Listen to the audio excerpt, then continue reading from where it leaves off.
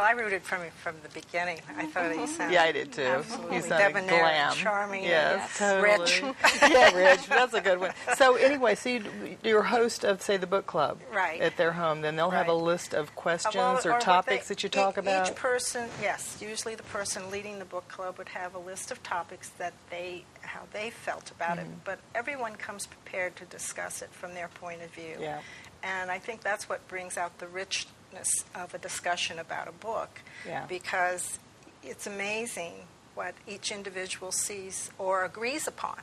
That you said, gee, I read right through that, and I didn't pick that up. Or That's the little neat. innuendos of the family or the man So that everybody's runs the bookstore. And So everybody's the supposed to lady arrive that there. runs the boarding house. Yeah, and- right. Or the B&B. And, they all bring a different element or bring out the other character. That's true. Something about the character that comes forth. Yeah, exactly. So everybody's supposed to arrive at the meeting Yes, having read prepared. the book, Yes. the complete book. You don't Yes. meet and go chapter by chapter because that would just no, be no, it's crazy. the same. Well, I don't know. I've never been part of a book club. Well, so. when I'm, new, I guess, to the adult world of having employment, because I was in grad school for a long time, and we would have to read Lots of things. all the time, and we'd have to come in and discuss it basically chapter by chapter or bit by bit.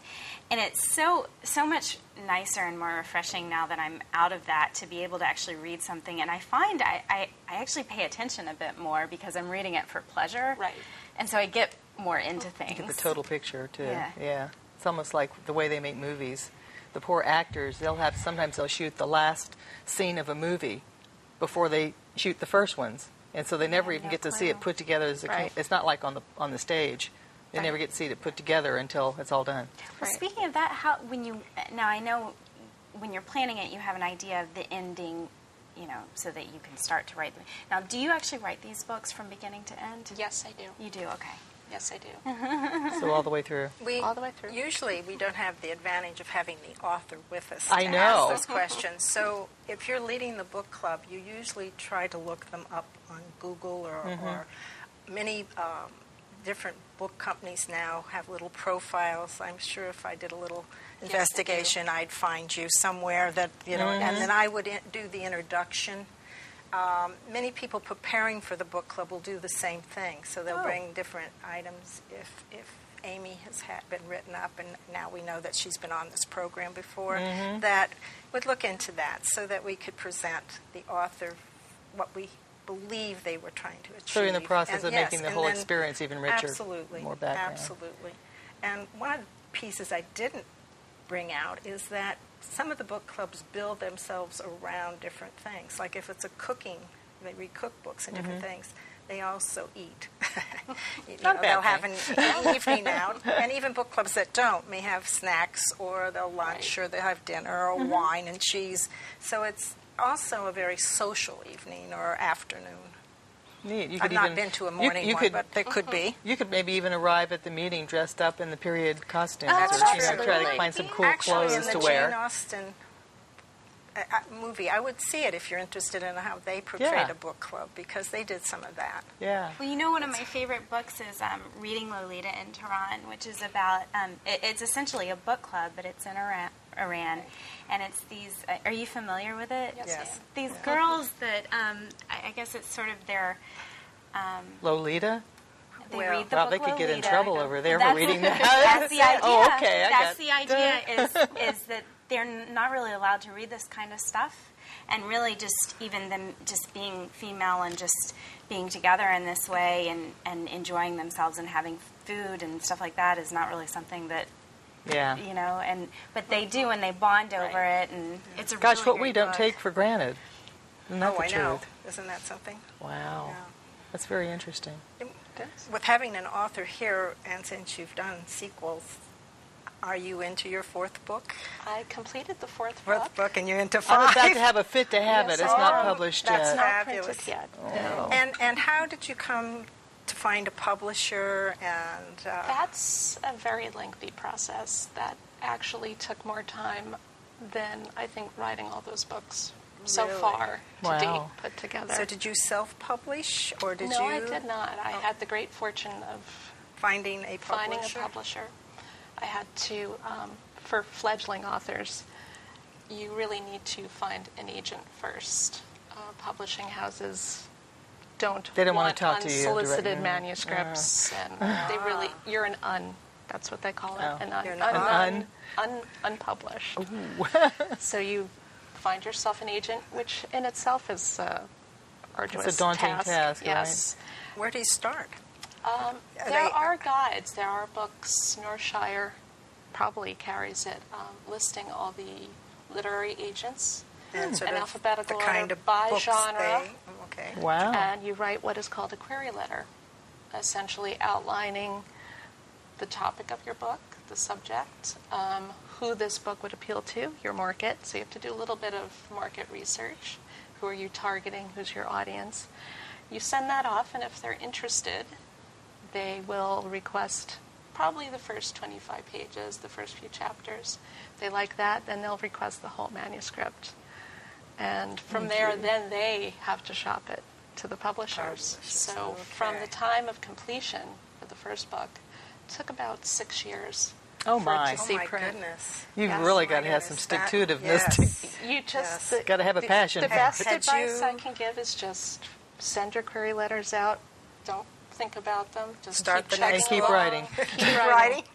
Absolutely. Yeah. And don't give up your day job. Now, you said you tested on the market, if there was a market. Did you try out your friends? What market did you? I absolutely let my friends, my family, a wide range of people, different ages, different economic backgrounds, and let them read it. And knock on wood, it seemed to find An favor audience. amongst all Found of them. resonance, definitely. It did. Resonance and residents. I have grandmothers now who write me who have passed it on to their granddaughters, who have passed it on to their daughters, and it seems to.